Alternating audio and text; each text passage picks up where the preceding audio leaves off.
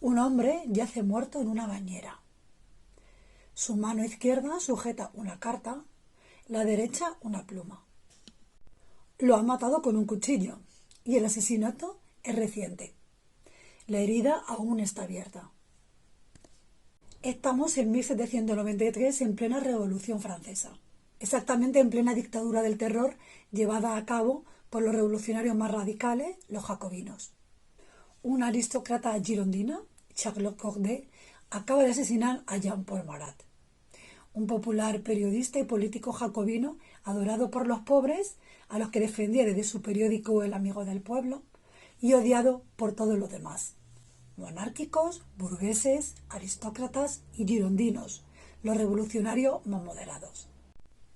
Como diputado, Marat había legitimado el terror como un instrumento fundamental para la lucha revolucionaria. Fue uno de los responsables de la muerte de miles de personas en la guillotina y, por supuesto, votó a favor de la ejecución de Luis XVI unos meses antes de su propia defunción. Tras la muerte de Marat, la Convención Revolucionaria pide a Jacques-Louis David que pinte un cuadro para que el jacobino quede recordado para la posteridad. Ambos eran amigos. De hecho, el pintor había visitado al jacobino justo el día anterior a su asesinato. David también votó a favor de la muerte del rey. Y no solo se dedicaba a pintar, también fue diputado, presidente de la Convención Revolucionaria y organizaba fiestas inspiradas en las ceremonias católicas y en los factos renacentistas que glorificaban a los príncipes. Y es que una cosa es establecer el Estado laico y otra reconocer el buen hacer propagandístico.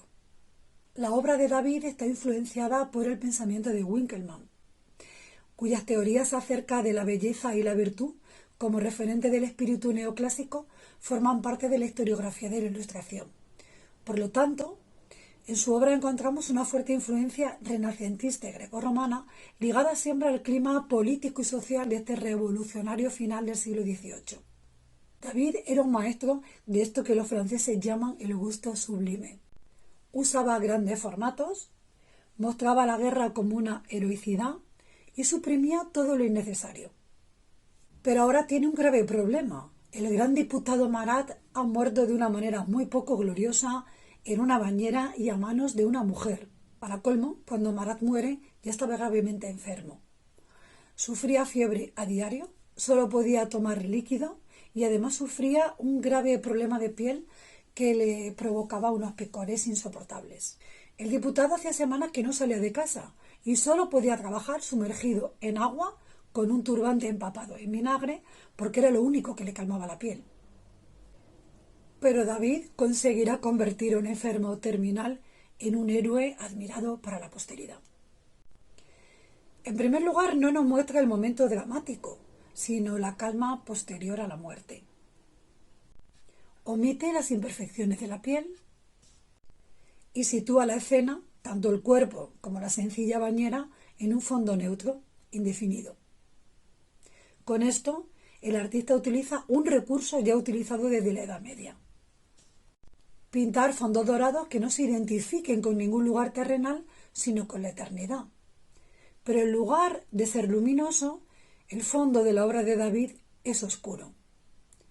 Y esto, unido a la austeridad de los pocos objetos que aparecen, refleja la pobreza y la vida ascética del revolucionario.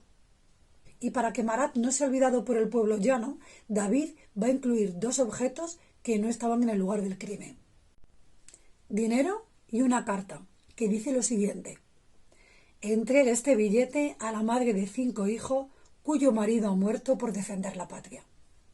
Y como colofón propagandístico, la herida y la pose de Marat, con el brazo derecho colgando, la cabeza inclinada y su cuerpo envuelto en paños blancos. La misma iconografía usada durante siglos para mostrar a Cristo muerto, como este Santo Entierro de Caravaggio, o como la famosa Piedad Vaticana de Miguel Ángel. Es decir, que Marat ha muerto, igual que Jesucristo, a mano de aquellas personas que en realidad no han comprendido cuál era su verdadero propósito. Nos falta un detalle: la carta que Marat sostiene con su mano derecha y que dice así: 13 de julio de 1793. Charlotte Corday al ciudadano Marat: «Es suficiente que me sienta tan desdichada para tener derecho a vuestra benevolencia». En realidad Marat nunca recibió una carta semejante, pero Charlotte llevaba una parecida al día del asesinato que no incluía la palabra benevolencia, pero que David la incluye para poder presentarnos al revolucionario como un filántropo. De este modo, David nos presenta a Marat no solo como un mártir nacional, sino como un mártir universal, como el arquetipo de hombre que muere por sus ideas. Para ello, la alusión contemporánea queda reducida al mínimo con la única presencia de la fecha de la carta. Y por último, la fecha y la firma del cuadro, como si fuese una dedicatoria romana a Marat, David. Y lo data según el calendario revolucionario, en el año 2. La obra fue expuesta en el patio del Louvre, el antiguo Palacio Real, y posteriormente en la sala de reuniones de la Convención, cuyos políticos prohibieron bajo decreto que fuese descolgada de sus muros. ¿Qué pasa con el resto de los protagonistas del cuadro?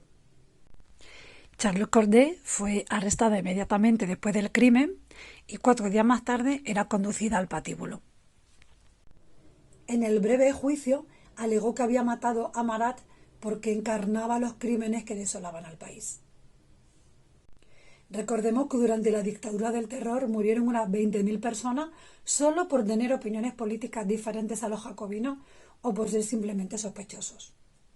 Pero justo un año después, en junio de 1794, son los girondinos, los moderados, los que suben al poder y deciden arrestar y guillotinar a la mayoría de los jacobinos.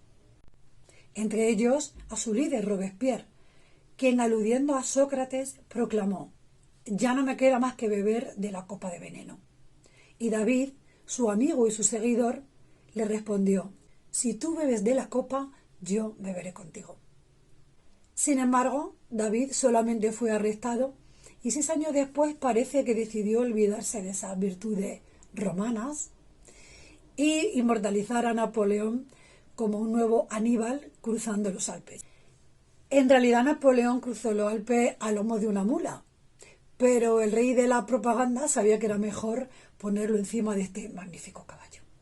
En 1814 Napoleón es derrotado finalmente, casi finalmente, y exiliado a la isla de Elba. David decía hacer igual, pero exiliarse en una ciudad un poquito más concurrida, como por ejemplo Bruselas.